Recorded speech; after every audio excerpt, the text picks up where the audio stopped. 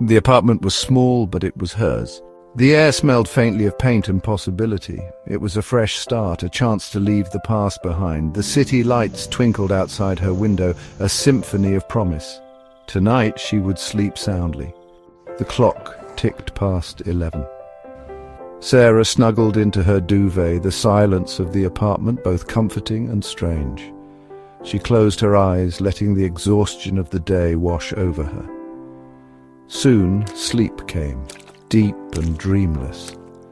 A sharp tapping jolted her awake.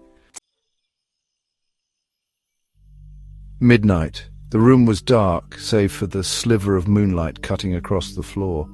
The tapping came again, insistent, like fingers drumming on glass. It was coming from the window.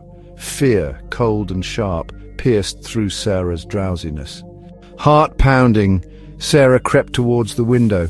Taking a deep breath, she threw back the curtain. A face, pale and gaunt, with eyes that gleamed in the darkness, stared back at her. A twisted grin stretched across its lips. Then, as quickly as it had appeared, it was gone. Sarah stumbled back, her breath catching in her throat. This was no dream. Someone or something was out there. Are you sure you didn't imagine it?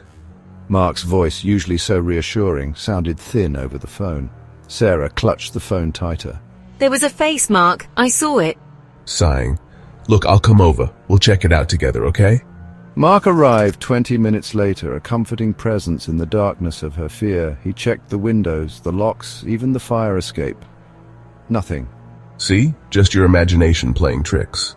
But as Mark slept soundly on the sofa, Sarah lay awake. The image of the grinning face was burned into her mind. A shiver ran down her spine. Mark might dismiss her fear, but she couldn't shake the feeling that she was not alone. Hours later, a new sound pierced the quiet. Tap, tap, tap. This time it wasn't the window, it was coming from the living room. Sarah sat up, her heart hammering. Mark was still asleep on the sofa, facing away from her. The tapping grew more insistent. Mark! Whispering voice trembling. He didn't stir. She reached out to touch his shoulder but hesitated. Something wasn't right.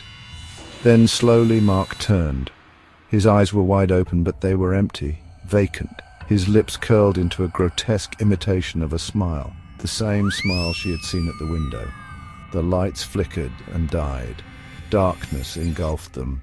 When morning came, Sarah and Mark were gone.